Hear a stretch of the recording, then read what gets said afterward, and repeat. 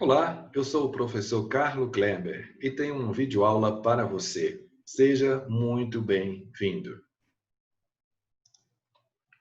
O tema da nossa aula de hoje é representação gráfica de funções, pertencente à disciplina Bases Computacionais da Ciência. Vamos seguir este sumário: motivação, função, representação gráfica, ferramenta de visualização Scilab, prática e estudo individual e, por fim, referências. A nossa motivação decorre do fato de que nós, como seres humanos, gostamos de informações visuais, informações gráficas. Então, todo sistema bem modelado deve ser representado por uma função matemática, mas seus resultados devem ser mostrados graficamente. Então, esta é a nossa motivação. Um pequeno exemplo. Vejam só esse gráfico que trata sobre a emissão de gás carbônico. Então, observando essas curvas, nós podemos facilmente ter percepções imediatas.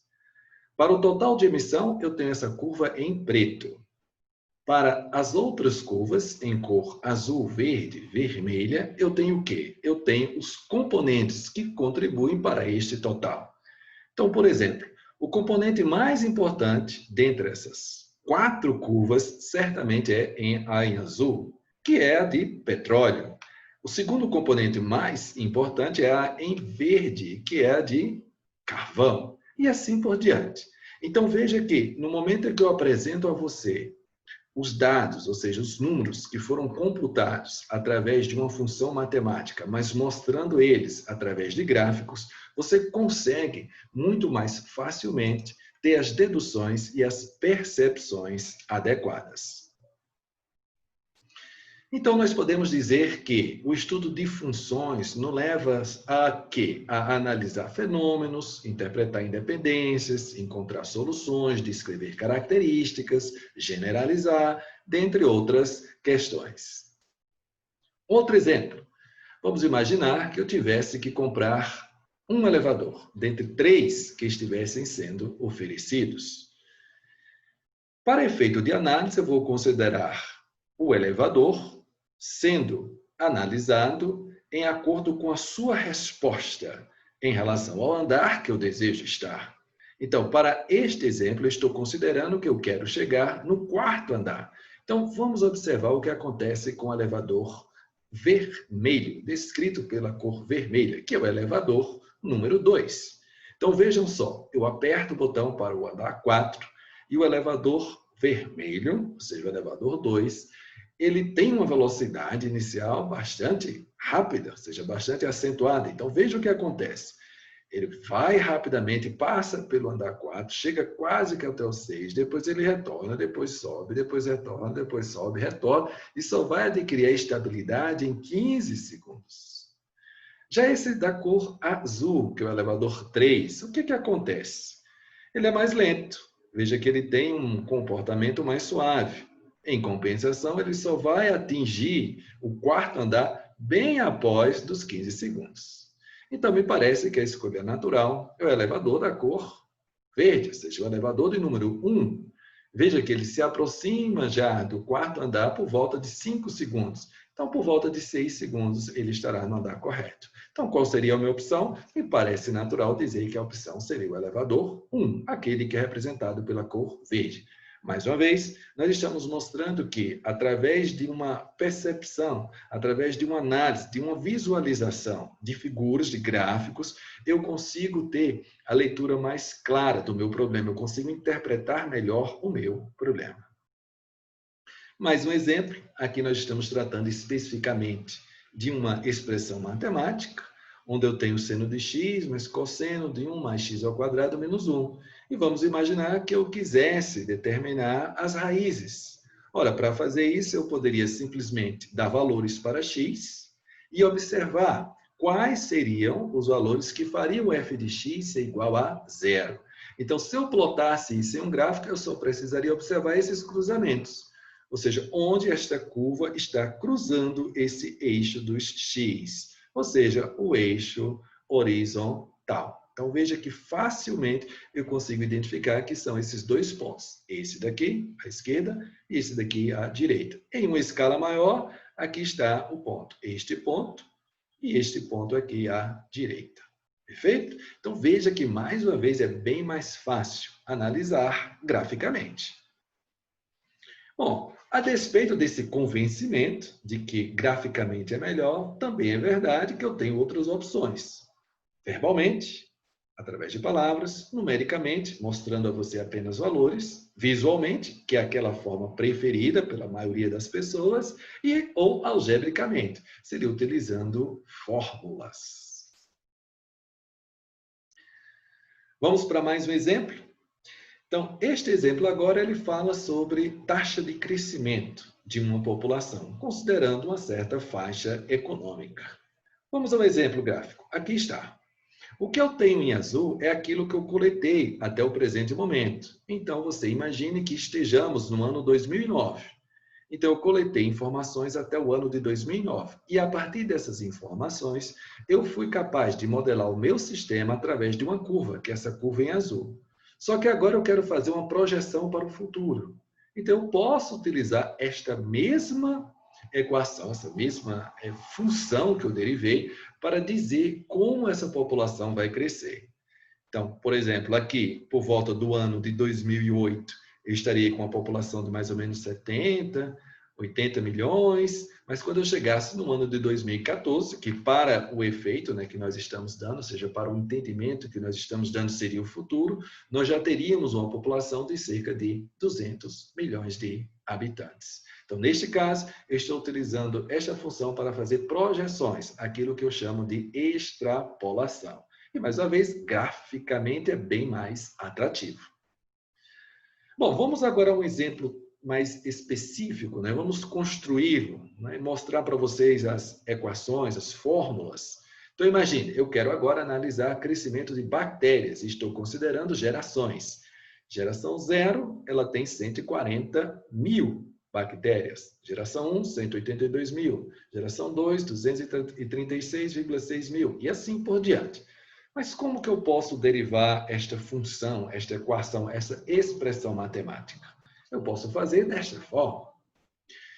Eu calculo a população da geração 1 dividido pela geração 0 e observo um fator de 1,3. Calculo da geração 2 sobre a geração 1. Observo novamente, tenho novamente um fator 1,3. Então, significa que esse fator 1,3 ele está se repetindo.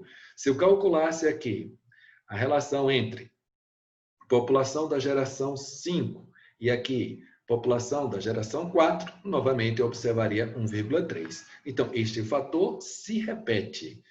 Bom, se isso é verdade, eu então tenho esta formulação. Eu posso dizer que população 1 sobre população 0, ou seja, população da geração 1 dividido pela população da geração 0 é igual a 1,3. Mas então, posso escrever que P1 é igual a P0 vezes 1,3. Isso se repete, conforme nós já vimos. A questão agora é como que eu tenho essa formulação genérica. Aqui está ela. P de x é igual a P de 0 vezes 1,3 elevado a x, onde x vai se referir à geração. Então, veja esta formulação aqui específica para P2. Ó. P de 2. Okay? É igual a P0 vezes 1,3 elevado a x. 1,3 elevado a 2. Então, esta é a formulação genérica que eu posso utilizar. E claro que eu já sei quanto é P0. Eu já posso inseri-lo nessa formulação genérica, passando a ficar P de x é igual a 140 vezes 1,3 elevado a x. Bom, esta é uma função exponencial com base em 1,3. É assim chamada porque a variável x está no expoente. A base representa o fator de crescimento, pelo qual a população muda a cada geração. Considerando R a taxa percentual, diz-se, neste caso, que a taxa de crescimento é de 30%. Bom, claro, é um exemplo simples, é um exemplo didático, mas que eu mostro para vocês que, através da análise de um fenômeno, de um sistema, nós podemos tentar modelá-lo, descobrir, derivar uma formulação matemática, ou seja, uma função. E uma vez sabendo esta função, torna-se altamente produtivo, altamente viável, começar a entender e analisar esse sistema em mais detalhe, especialmente quando nós temos uma representação gráfica. Aqui está a curva traçada para esta questão, né, para este pequeno exemplo que nós demos sobre a população das bactérias. Bom, e finalmente a gente chega então para comentar sobre a ferramenta Scilab. Veja, existem várias ferramentas que você poderia utilizar para fazer a representação gráfica dos valores que você viesse a obter a partir dessa função matemática. O mais importante é que você se sinta à vontade, ou seja, que você se sinta confortável, que você goste da ferramenta. Vamos apresentar a ferramenta Scilab, comentar sobre ela. E esta ferramenta você terá a oportunidade de praticar nas atividades práticas no ambiente de dia. Então está. É uma ferramenta gratuita, você baixa diretamente, tem para os sistemas Windows, Linux, Mac. Essa é a tela de apresentação dela inicial. Talvez algum outro detalhe gráfico possa ser diferente do que está apresentado aqui nesta figura, devido à atualização das distribuições, mas a síntese, o geral, a essência é sempre essa. Uma tela bem simples, onde você vai digitar comandos. Então, por exemplo, você digita x igual a 2, você está, na realidade, criando uma variável e já está atribuindo o valor 2 para ela. Perfeito? Se você digitar x igual a 2 sem esse ponto e vírgula, esta será a apresentação na sua tela de resposta lá no Scilab. Bom, vamos tentar agora melhor definir, né, o que vem a ser variável. Bom, nós sabemos que a variável ela deve ser um repositório onde o programa vai guardar informação e essas informações serão utilizadas no momento que houver a execução desse programa. Então, do ponto de vista didático, a gente pode entender que a memória do computador ela é dividida em compartimentos. E esses compartimentos devem receber rótulos.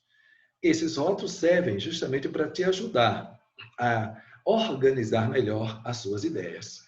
Porque do ponto de vista do computador em si, para ele o importante é o endereço de memória. Então, para nós humanos, preferimos, claro, nomes, rótulos. E aí é onde entra esse conceito da variável. A variável é isso. Para o computador, na realidade, ele é um compartimento de memória. Ou seja, o endereço de memória. Para o humano, não. A variável vai significar o quê? Algo onde você vai guardar uma informação. E esse algo terá um nome. Os nomes que nós escolhemos aqui foi nome, propriamente dito, idade, nacionalidade, profissão. Como se fosse uma cômoda com gavetas, onde nós fôssemos guardar as informações. Bom, mais tecnicamente, então, nós temos uma variável, é um endereço da memória de acesso randômico, representada por um nome, que é um rótulo, criado pelo usuário, cujo conteúdo pode se alterar no decorrer do programa. Então, isso é uma visão mais técnica. Do ponto de vista, novamente, mais didático, é esta ilustração que nós temos, para mapear esse entendimento. Ou seja, identificador são os rótulos das variáveis. Os nomes das variáveis é aquilo que a gente vai utilizar para o nosso próprio entendimento. Então, o primeiro nome é nome. O segundo nome aqui é idade. O terceiro, nacionalidade, profissão. E aqui dentro do retângulo eu tenho os conteúdos que eu vou guardar nessas variáveis. Então, na variável nome, eu vou guardar o conteúdo Maria Carla. Na variável idade, vou guardar o conteúdo 17. E assim por diante. Creio que assim fica bem fácil de entender esse conceito de variável. Bom, agora se nós voltarmos para o nosso Scilab, o que é que nós temos? Nós temos aqui um comando bem simples. Y é igual a x mais 5. Y é igual a 7. Então, agora eu criei uma segunda variável, estou somando um outro valor, cujo resultado agora vai ser 7. O x eu já tinha arbitrado inicialmente, que era 2. 2 mais 5, 7. E isso eu posso fazer com quantas variáveis eu venha a desejar. É bem fácil trabalhar no Scilab. A divisão é representada simplesmente por esse sinal, por essa barra inclinada, conforme nós já conhecemos. Aqui nós temos as funções que já são definidas dentro do próprio ambiente, ou seja, você não precisa se preocupar em defini-las, você só precisa, é claro, conhecê-las. O que é um logaritmo, o que é exponencial, o que é uma raiz quadrada, um seno, um cosseno e assim por diante. Mas todas essas definições, elas devem ser anteriores à utilização do Scilab. E dentro do próprio Scilab, você tem um tutorial para te ajudar a verificar quais são as funções que estão lá definidas. Aqui mais um exemplo mostrando como é que eu faria para calcular um logaritmo de 16, esta seria a resposta. Raiz quadrada de 4, esta seria a resposta, através desses comandos bem simples. Aqui eu tenho uma situação de querer traçar um gráfico, ou seja, desenhar um gráfico desta função. Um exemplo bem simples. Eu quero traçar esse gráfico, desenhar esse gráfico do seno de x, nesse intervalo de 0 a 2π. Como que eu vou proceder? Bom, a primeira coisa que eu tenho que fazer é definir o valor de x. Eu posso fazer de duas formas. Eu posso estabelecer o intervalo em que x vai variar, ou eu posso definir diretamente os pontos de x. Me parece que é muito mais simples definir, lógico, o intervalo, do que ficar digitando ponto a ponto. Então, vamos seguir nessa direção. Então, o que eu tenho que fazer é arbitrar a minha variável, que vai se tornar um vetor, dizer qual é o primeiro valor do intervalo, dizer como esse valor vai ser incrementado e dizer qual vai ser o último valor deste intervalo, que no caso vai ser 2π. Como é que eu faço isso no Scilab? Eu faço isso digitando este comando. X igual a 0, vai variar em 0,01, ou seja, incrementos sucessivos, e vai chegar até 2π. Então, veja, este é o código, ou este é o comando que eu vou escrever no Scilab, para que x tenha este resultado. Então, conforme eu falei para vocês, é muito mais prático definir um intervalo do que sair digitando valor a valor do meu x.